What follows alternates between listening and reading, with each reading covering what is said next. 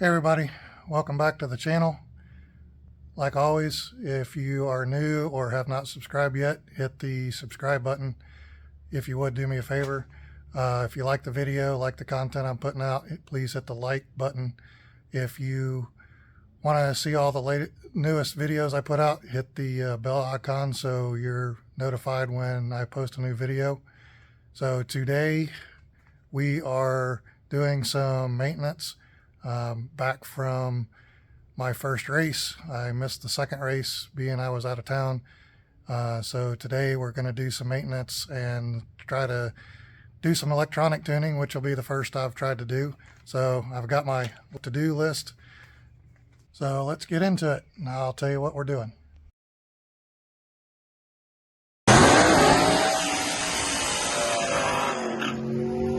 So like I said, we got a list of things to do today. Not a whole lot of difficult things, I'm hoping, but still a list to say the least. So I found a oil leak on my pressure sending unit that's on the motor, so we're going to fix that. I'm going to tune some of the electronics in the car. We're going to up the launch RPM and the shift RPM. If I can figure out how to do that. It looks easy enough, but we'll see. I got some Zeus fasteners on the hood that are broke and are very hard, so we're going to adjust those. I need to redetermine what rear end gear I have, so without pulling the rear end completely apart, we're going to do the old-fashioned rotate the tire, count the yoke, and that should get us at least close to what I have. So I need to find out if I'm going to up the gears or not. If I remember right, the gearing is pretty low for what I'm trying to do, so there's a good chance I will be ordering new gears and rebuilding the rear end here soon. I got some stickers made for the car. I actually made them myself. The wife friend that she works with at where she teaches at, she let me borrow her Cricut, so I got on and did all that fun stuff. That took a minute or two, but I think they came out pretty good for doing them myself, so we're going to get those put on the car. Let's see, what else?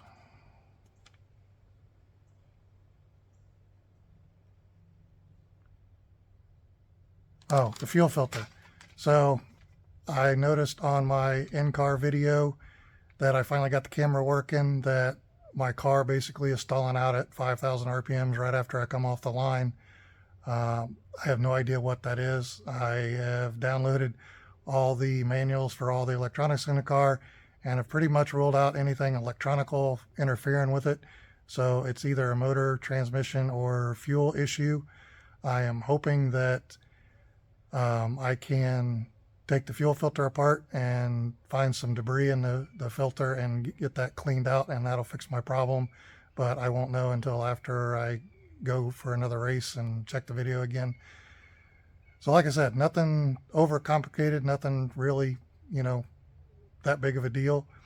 I am also, the biggest thing I got to do today, and hopefully I don't screw anything up because I have a race coming up next weekend, is I'm going to pull an axle out and count the spline that I have, so when I order gears and possibly a new third member, just to do a quick rear end change, I know exactly what I have, so I can do that and make that easy enough. So we'll see what all I get into. I don't know if I'm going to video everything I do or just update what I've got going on, unless I find something really spectacular that I think would be video wise. Let me know in the comments if you want to see everything I'm doing to the car, or if just letting you all know, basically what I did, what I found is acceptable enough for everybody. I will, try to get better. I will try to follow the comments and give you guys what you want, and if it takes a separate video to answer questions, then I will do that. So let me start tearing into this thing, and I will get back with y'all. Thanks. So I figured I would jump on here real quick and show you guys what I'm talking about. So this is the sender I'm talking about that is leaking. I notice a puddle of oil around this after every race and running down the back of the motor. So we're going to pull this apart and see if I can find anything obvious. I have a new line and crimps and all that if it requires, but I'm hoping I can just take this nut off and cut some of the line out, reroute it maybe, get rid of some of this excess that I've got in the back of the engine compartment, and then that will fix the problem. So let me get this fixed and I will get back with you and let you see what I got. So this is what I found in there. You can't really see it in the video. It's got a lot of crack, or got a lot of scarring up on this tube. This is crushed pretty good, so there's probably a hairline crack or it getting through there somehow. So what I did was I just cut off a little bit of it and put a new crimp in there and tighten it down, and we're going to see if that works. So mark one thing off the list, on to the second. All right, here's job number 2. This one's going to be probably a lot messier than the first one, because when I disconnect these lines, I'm going to have fuel running everywhere until the tank empty. It doesn't have a lot of fuel in it, so hopefully my little catch can here will catch it all and not overflow. But that's the fuel filter right here. So that's what we're going to take apart, or take off, and then we're going to take it apart and check the screen. And I don't know what I hope more. I'm kind of hoping that it's clogged up and got a bunch of stuff in it, and when I clean it, that fixes the problem, and then I don't have to tear into this thing any deeper and figure that out. So I'm going to get this off and get it on the bench, and we will go from there. I'll see you then. All right, so I got the filter out, got it undone, and well, I put it back together just so you all would see how this came apart. And remember, I said I was kind of hoping it was dirty so it would show me that, I've got a problem. Well, here's the inside of the screen. I would say that that is my flow problem and why my engine is stalling out. So we're going to get this all cleaned up and then put it all back together and get this thing put back on the car. It took a long time to drain that fuel out, but at least there was only less than a gallon. So yeah, so we're going to get this cleaned up, put back together, and I'm pretty sure I found my problem.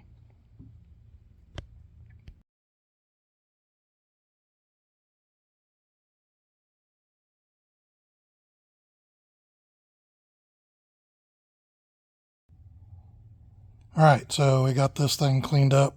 This is what it's supposed to look like. It's supposed to be clean, not with all that junk and stuff all over it. So I did a good washout, rinsed everything out. So I'm going to put this thing back together and get it back on the car, and we'll see what happens. All right, so I got the fuel filter all put back on, and I just wanted to point out I should have learned my lesson. So when I drained this fuel tank when I first got the car, I saw the amount of sand and debris in the bottom of the tank, and I basically vacuumed out the tank, but I never thought that that stuff would have got into the filter, and that was a big dumb move on my part. So with all the debris I found in the tank, I should have known that this filter would have been clogged up, and should have changed this and checked this a long time ago. So lesson learned, and so I put it out there. So if you guys drain your tank and there's a bunch of stuff in the bottom of it, check your filter. Don't be stupid like me. So here's the next thing we're going to do that I forgot to mention. So I'm going to adjust the toe in. So like I said in the past video, that when I adjusted this, I think I put too much toe in the car. From what I figured out, you're only supposed to have like a 1/16 of an inch or thereabouts, and I think I'm well over a quarter. So I'm not going to make a drastic change to this. I'm going to change both sides the same amount, because that's how I set it when I did it last time. So basically I'm going to go 1.5 turns out, which should lessen the toe in, and hopefully that doesn't screw me on race day. But at least if it does, it's an easy fix to go back the other way, and I'll know the first time I go down the track.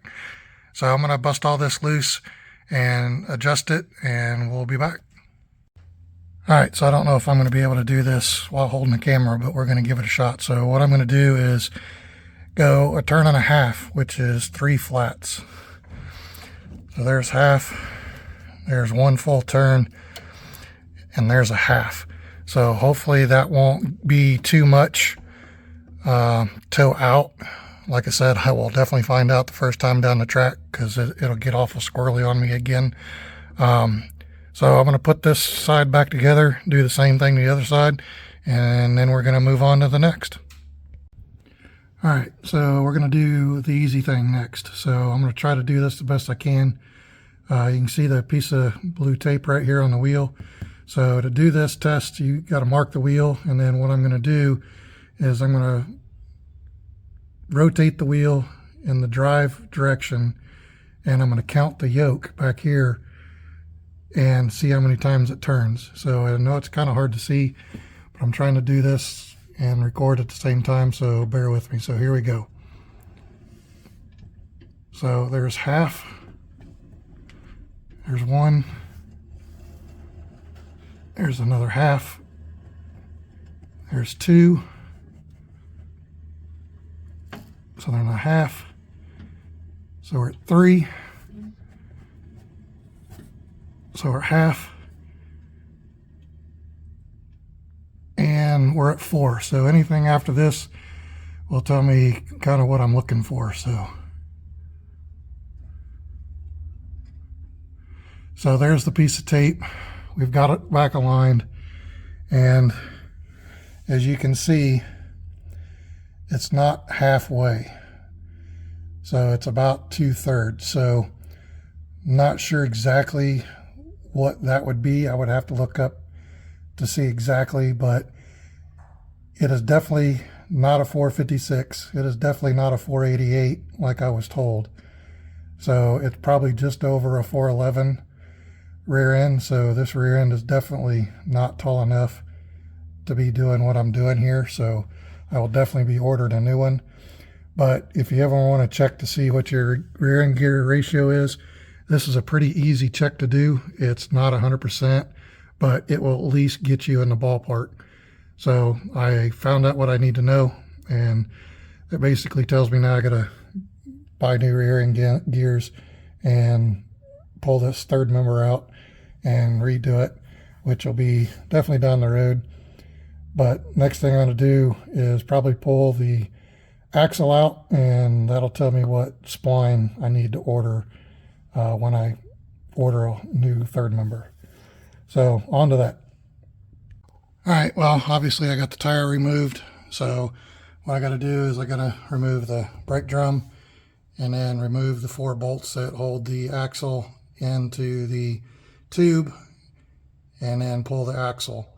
So hopefully it kind of just pops right out. So once I get a little bit closer, I will come back and we'll go from there.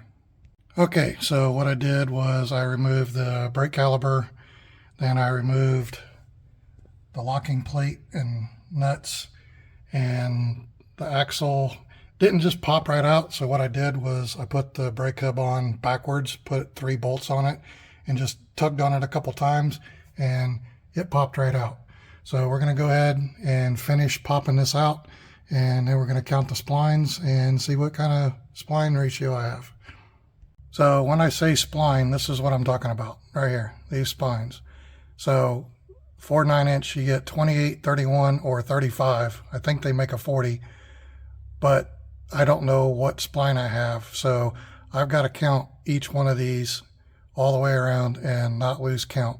And that'll tell me what that rear end or third member in there is. And that way I know what to order, so I don't have to replace the third member or the spool and the axles. I just have to replace the spool when I do it. So I'm going to count these and we'll come back. So what I did was I put a mark on this spline, and then I basically counted all the way around to when I got back to the mark, and it's a 31 spline, which is pretty much what everybody told me I probably had, but now I know 100% for sure. So that's all I needed to do is figure that out. So now we get to put it all back together and then mark this one off the list. All right, so we got the axle put back in, the retainer put back on. One thing to note is this is a small press fit. So when you're putting this back together, you basically have to tighten these nuts up all kind of at the same time, and it just sucks that axle back in the housing pretty easy. But we're all put back together, so we're going to put the brake caliper on it, the rotor back on it, and the tire back on it, and be done with this. All right, so obviously it's all back together. So got the rotor back on, got the brakes back on, got the tire back on, and all torqued down. So check that one off the list. On to the next. All right, so as you guys can see, I have put the stickers on. So I know they're not perfect, but this is the first time I've ever made stickers before. So I think they came out pretty good for the first time. So the only ones I got left to do is the ones for the driver's door. But once those are on, then all the stickers will be done. So check that one off the list and on to the next. So not that I have a lot of electronics in my car. I've got an automatic shifter, a 6AL MSD box, and auto shift box there for RPM. So like I said, not that I have a lot of electronics in this car, but this is, I don't know, to me, voodoo black magic stuff that I'm really not 100% confident with yet. So we're going to make an adjustment. I know you can't really see it real good, but we're going to do the RPM two-step rev limiter. You can't really tell, but it's set for 3,800 RPM, and we're going to adjust that to 4,200. That's going to let me launch a little bit harder and see if I can get my times down a little bit. Also, definitely make sure that the car is going straight and all that stuff. So I'm going to go ahead and make that adjustment, and then that will be done, and we'll move on to the next thing. All right, so that adjustment's done. Like I said, can't really tell, but I adjusted the two-step RPM to 4,200. I never really made a comment about this, but I am not going to hide anything. So if you are local and you pull up next to me, you're going to know exactly what I'm set to and what I run, but I'm not worried about it. So I'm just trying to be completely transparent with everybody watching the video to show them what I'm doing and just the small changes I'm making and how it affects the car. So we're going to move on to changing the RPM switch, and we're going to go, basically the chip is 7,000 RPMs. So I'm shifting at 7, and I want to adjust that a little bit and go a little bit higher, and hopefully the motor can take it. So I've got a chip, and we'll get on that in a minute.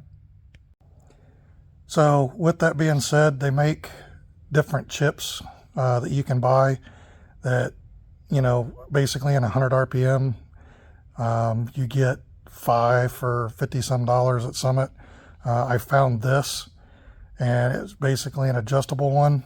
It'll go from 1,000 to 11,000 RPMs.